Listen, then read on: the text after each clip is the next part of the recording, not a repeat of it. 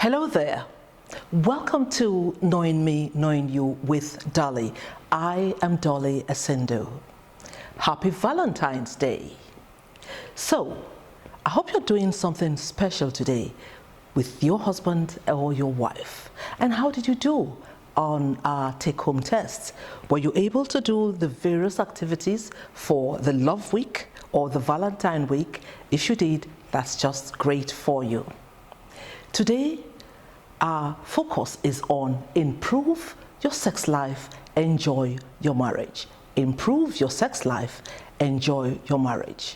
Remember that to begin, let's remind ourselves that our focus on this show is to achieve a happy, fulfilling, and lasting marriage. And that's what we call on this show a happily ever after.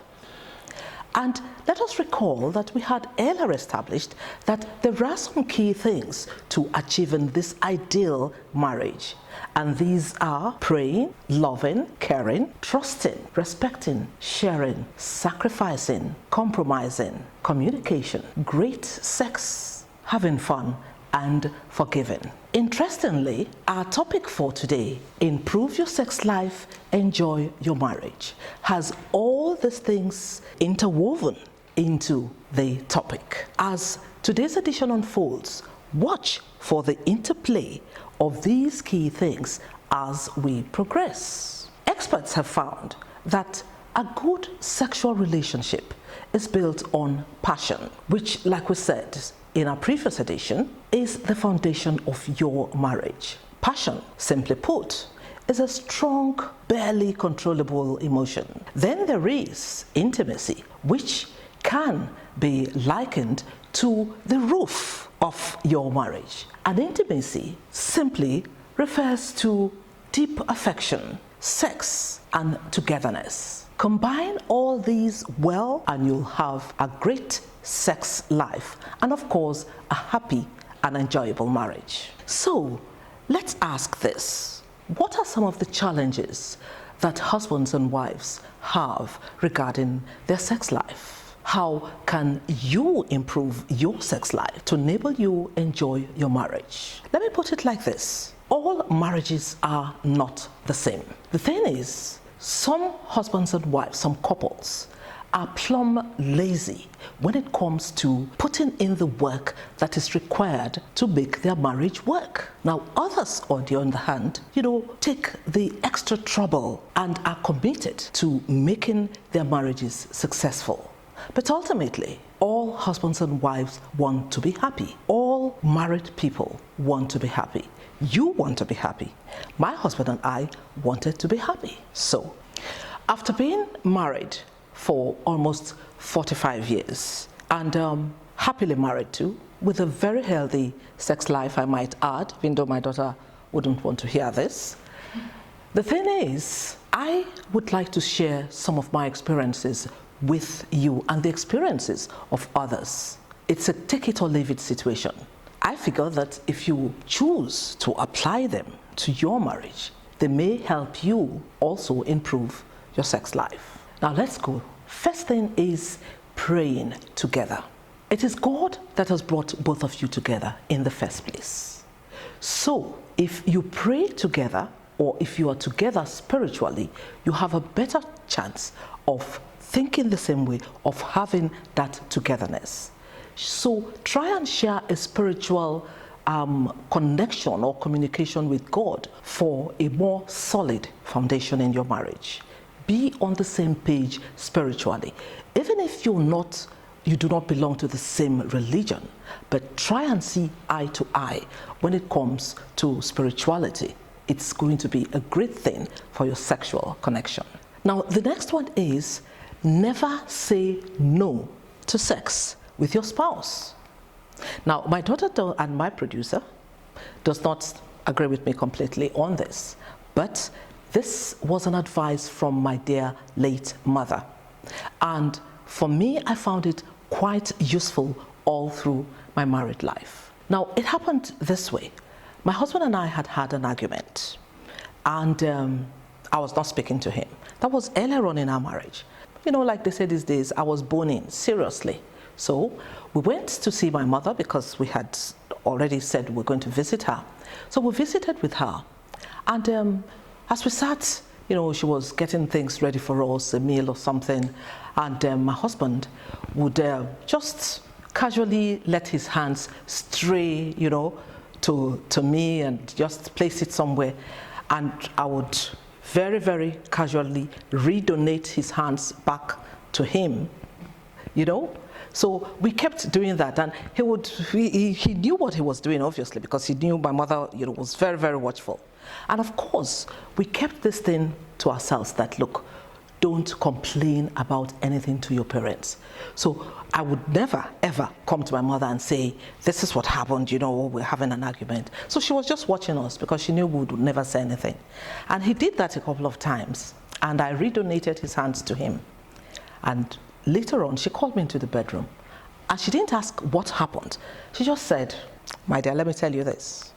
Never say no to sex when your husband demands for it.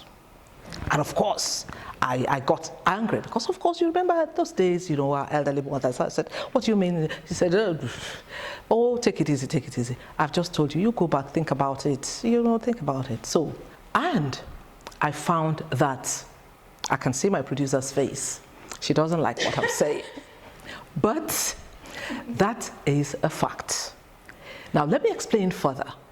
It's connected to the third one, which is, do not use sex as a weapon. Don't use sex as a weapon. Because ladies do this a lot. And that was what I was doing.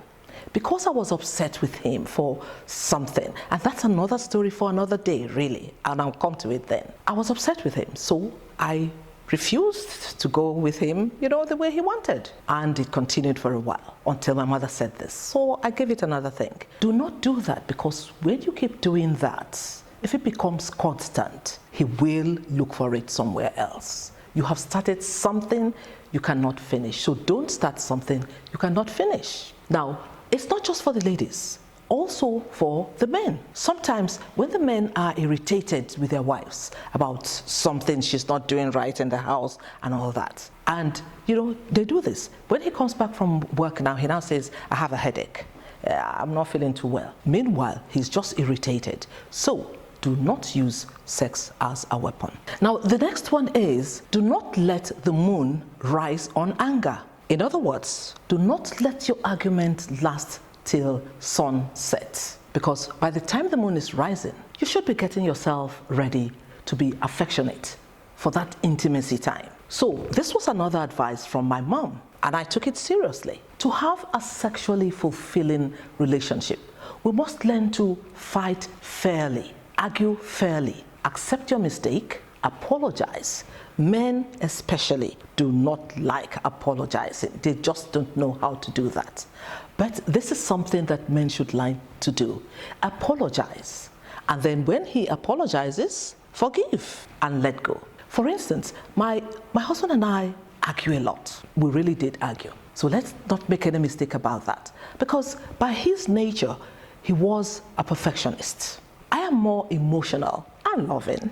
So he's the type of person that would love the toothpaste to be squeezed from the bottom up.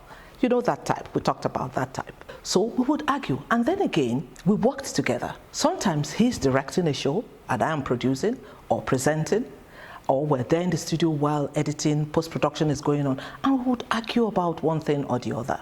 But then, the nature of our job made it in such a way that the show must go on. So we argue, and we let it go. We decide on something, we take action, and that's it. And remember, because we work together, if we let the argument, stay till sundown, and then the moon rises on it, and then till daybreak, tomorrow we'll probably have something else to argue about. So which means the argument will just continue. So that is a good advice. If you want to have a healthy sexual life, you must not let your arguments, your anger, stay until sundown. Find a way to settle it. If you've annoyed your wife, do something, say something, apologize, and let it go. Next is, both spouses should initiate sex. most of the time, the women just feel that it is the husband who should be the pursuer. He should initiate sex. He should take all the action and all that. No, it shouldn't be like that. Marriage is a shared responsibility. So both spouses should initiate sex. Now, let's take an example. A couple we call Daniel and Sandra. They stayed together for like 6 months. Sandra complained that she loves her husband, but they've not had any sexual, interaction for about 6 months. And, I found it quite surprising. Now, what happened? Her husband, Daniel, felt that there was no problem, that, they were just going through a phase. It's just most of the time when he comes back from work, he's very, very tired. So he just sleeps. So my advice at that time to Sandra was, so if he is not taking action, why don't you take action? So now Sandra tried this and it worked for her. What happened? When Daniel came back home that weekend, she said, darling, let's do something. Let's sit around, watch TV. He said, in fact, I'm so tired, I'm going to bed. And she said, okay, fine, great, go to bed. Take a shower, wash yourself down, I'm coming in. And he said, look, I'm just sleeping. And he went and he lay down. Now, Sandra came in and said, look, you know what, you just take your time. Relax, I know you're tired. Don't bother. I'll take the lead. I'll take the action. You just relax. I know you're tired. Let's see how tired you are. And, before you knew it, Sandra took action and, she initiated the activities and before you knew it, Daniel was not as tired as he thought he was. That tiredness suddenly disappeared.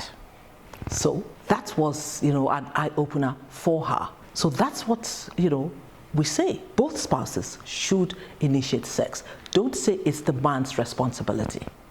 Now, another one is deliberately plan lead-ins to sex. How does this work? Plan activities that will lead to sex. Courtship must not end. Say, look, I've married my wife, so no need to court her now. She's not my girlfriend, so why should I? No. She is a part of you. That courtship should continue. And then go out together. Plan activities, go to a movie, listen to good music, have dinner or something. And, if you have children in the house, plan sometimes to have the children stay with very close members of family away from your home or with friends so that you can have, your space together, just the two of you, even if it's just for some hours. It doesn't have to be for the whole weekend or for the whole day, so that you can have that intimacy time together. Plan lead-ins to, sex. Separate intimacy time from routine.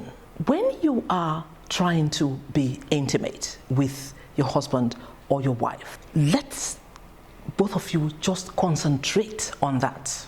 Do not bring in routine things, you start talking about the egusi soup you want to cook tomorrow and all that. I wanted to go to market, but at this time, that is not the time to bring up such discussions. Don't bring family issues when you want to be intimate. Another thing, when both of you are lying there, or you're trying to be intimate, you're trying to be close, that is not the time to remind Oga that junior school fees has to be paid tomorrow, that the headmistress says if you do not bring the school fees, of course, imagine how he will feel. And then that is not the time to remind him that mama is ill or papa is ill. Those medication we bought for him, we have to take it to the first boss. Please remind me, we have to take this medication, first boss, and send it to the village for daddy or for mommy. That is not the time. Remove such things. Concentrate on giving each other pleasure at that time. That's the most important thing. The next one is make affectionate touch part of foreplay. Husband and wives have come to feel that, foreplay is part of sex. Yes, all those things that, are part of foreplay are there. I'm not going to go into those details. You already know those. Now, the thing is, let us try and include affectionate touch, because affectionate touch is a great way to rekindle passion leading to great sex. Good example, take, some time, rub his back or rub her back, rub her shoulders, get her to relax. That period of touching is also part of foreplay. Make that part of foreplay. Or take a shower together. It's okay, fine. Not, you go take a shower. Make taking a shower a part of foreplay. For instance, my husband and I took our shower together all through our married life. From the time we got married till just before he passed on, we were still taking our showers together. So that is a good way of maintaining that intimacy. So just think about all the beautiful things you could do while taking a shower together. Now, this is very important. Be open. Share your wishes and fantasies. You must remember that you are both husband and wife. You both are one now. So share your innermost desires. Tell each other what you desire, what you prefer, what your fantasies are, and be creative. This is not the time to say, I can't do this, I'm a good girl. No, God has brought both of you together. You have God's blessings. You have your certificate to prove it. You have your marriage license. Your whole village came together for your traditional marriage. So you are one. So go ahead and be open to each other. What if he wants you to spank him? Princess, don't ask me that question. Spank him. Please, I beg you. Cut this one out. All right. Okay. My mother used to put it like this. For parlor, make you be lady. For bedroom, anything we want make you be. So that's it. The next one is be curious. Be curious about sexual intimacy. Don't be afraid to experiment. Don't be afraid to try new things. So, because as your sexual needs change, your intimacy level and the way you want to have your sex and all that would also change with times. So be creative and be curious. Don't let yourself be held back. Break up the routine, that's what that means. And go ahead and try new things.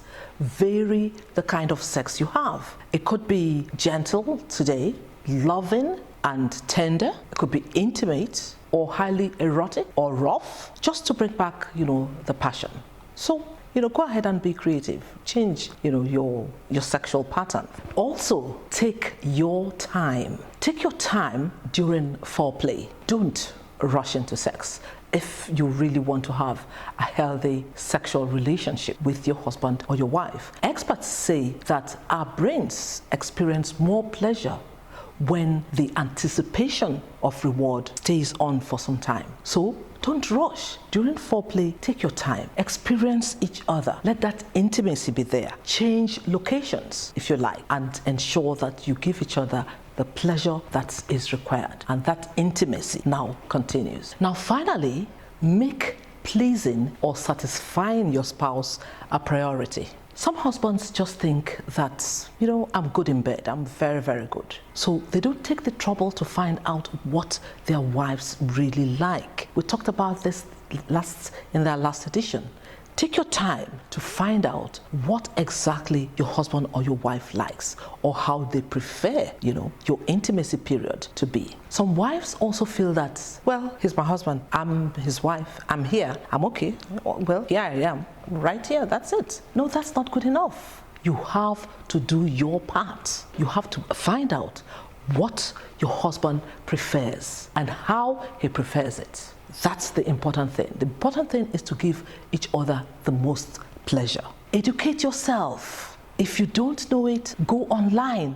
Today you can Google anything. Go online. Find out how best to do this or how best to do that, so that you find out the best way to please your partner and give them the most pleasure. So, there, I said it. Take it or leave it. I rest my case. With that, we come to the end of today's edition of Knowing Me, Knowing You with Dolly. And remember, our focus today was on improve your sex life, enjoy your marriage. It's up to you. Let's take today's quotable. Today's quotable is, a fulfilling sex life is possible in marriage, and it can make or break your relationship. That's been Knowing Me, Knowing You with Dolly. I am Dolly Asindo. Please ensure that if you learned anything, if you had any take home from today's edition, don't forget to share this video or to share this information with your relatives and friends. And don't forget to subscribe also, so that you keep getting and watching other editions, other very interesting editions that will be coming up later on. And then, of course, if you have any questions or comments that you would like us to address, please get in touch with us. Send us an email and we will look at your question, we'll try and answer them, and we will answer them like this so that everybody will also get to benefit. And once again, happy Valentine's Day to you and your wife, or you and your husband. Go out, do something lovely for each other, enjoy yourselves together. This is a great time to be alive, and why not have some great sex? So till we see again, this is Dolly Asindo, and let's do this again, okay?